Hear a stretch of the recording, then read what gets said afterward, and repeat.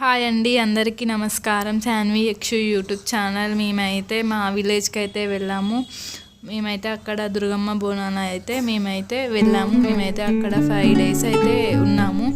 మేమైతే Friday evening అయితే వెళ్ళాము. ఫ్రైడే నైట్ వరకు మేము అక్కడికి చేరుకున్న వరకు చీకటి అయింది. అందుకే సాటర్డే అయితే మేమైతే మార్నింగ్ లేచి రెడీ అయ్యి అయితే అక్కడ ఉన్న గ్రామ దేవతలందరికీ సాక పెట్టి నైవేద్యం పెట్టి కొబ్బరికాయ కొట్టి వద్దామని అయితే బయలుదేరుతున్నాము. అక్కడ అయితే దుర్గమ్మ బోనాలు చాలా గ్రాండ్గా చేస్తారు. ఇదైతే సెకండ్ టైం. అప్పుడైతే మా ఇంట్లోనే ఉండే దుర్గమ్మని ఇండ్లలోకి తీసి అక్కడ ఒక పెద్ద గుడి కట్టి అక్కడ విగ్రహం ప్రతిష్ఠ చేశారు.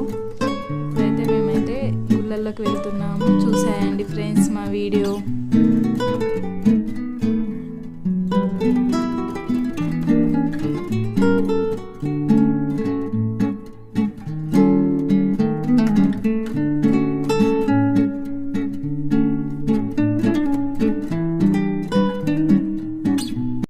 గుడి దగ్గరికి అయితే స్టార్ట్ అయ్యాము. గుడి దగ్గరికి అయితే వచ్చేసాము. వచ్చినాక అమ్మవారి దగ్గర సాక పెట్టి కొబ్బరికాయ పెట్టి నైవేద్యం పెట్టాలి కదా.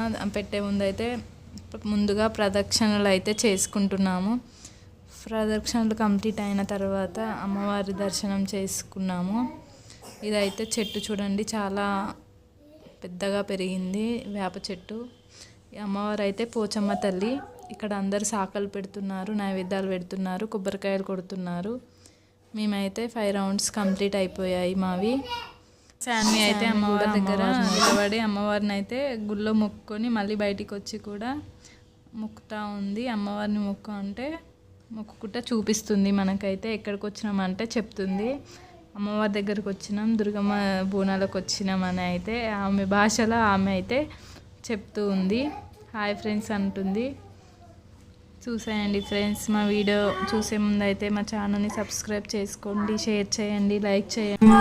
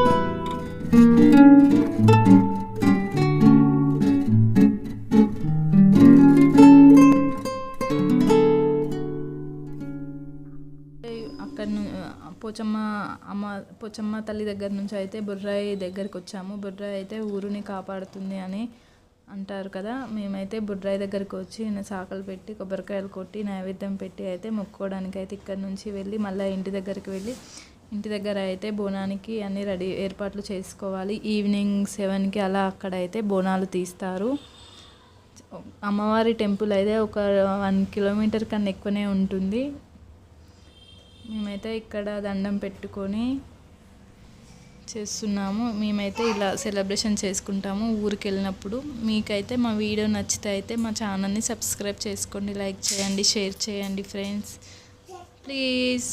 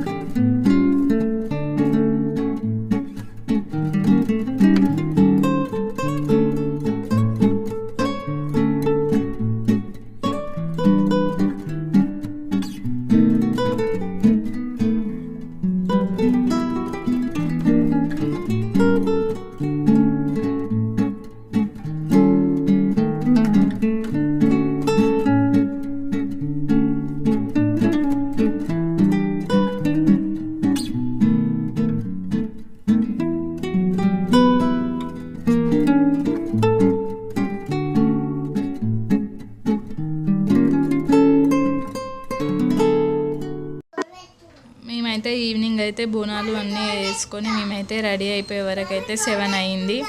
అలానే లంచ్ కూడా ప్రిపేర్ చేసుకున్నాము. మళ్ళీ వచ్చేవరకు లేట్ అవుతుంది కదా టెంపుల్కి వెళ్ళి వచ్చేవరకు, అందుకే అన్నీ రెడీ చేసుకొని అయితే మేమైతే వెళ్తున్నాము. అమ్మవారి గుడి అయితే 1.5 కిలోమీటర్ అయితే ఉంటుంది మా ఇంటి దగ్గర నుంచి. చాలా లాంగ్ దుర్గమ్మ గుడి. ఇప్పుడైతే అందరం స్టార్ట్ అయిపోయాము ఇంటి నుంచి. మా అత్తమ్మ వాళ్ళందరూ అయితే నడుచుకుంటూ వస్తారన్నారు. మేమైతే కారులో వెళ్ళిపోయాము. మా హస్బెండ్ వచ్చి తీసుకెళ్ళాడు. కొంచెం దూరం నడవగానే మా యక్షుని ఎత్తుకొని నడవడాన్ని, పిల్లల్ని తీసుకొని నడవడం ఇబ్బంది అవుతుందని మా హస్బెండ్ అయితే వచ్చారు తీసుకెళ్ళడానికి. ఇక్కడ చూడండి అన్ని బోనాలు ఒకేసారి వస్తాయి. ఒక్కొక్కరు తీసుకొని అమ్మవారి టెంపుల్ దగ్గరికి అయితే వస్తున్నారు. ఇదైతే కమాను నుంచి అయితే లోపలికి కూడా కొంచెం నడవాలి. అమ్మవారి టెంపుల్ అయితే ఇప్పుడైతే కొంచెం దగ్గరలో ఉన్నాము. అందరైతే నడుచుకుంటూ వెళ్తారు. కొందరైతే కాళ్ళల్లో తీసుకొస్తారు బోనాలు. మేమైతే ఇలా చేస్తున్నాము. మీరు కూడా చూసేయండి మేము ఎలా చేస్తున్నాము విలేజ్లో బోనాలు.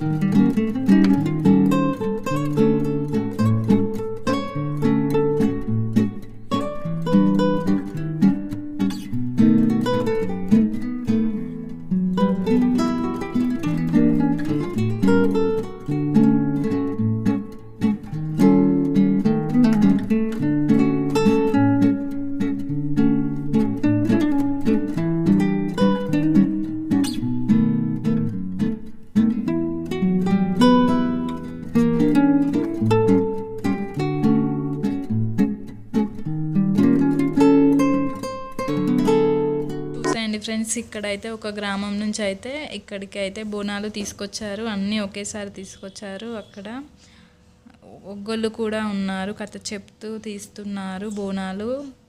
ఎంత బాగా తీస్తున్నారో చూసేయండి. ఇక్కడ శిగాలు కూడా ఊతున్నారు అమ్మవారు వచ్చిన వారు.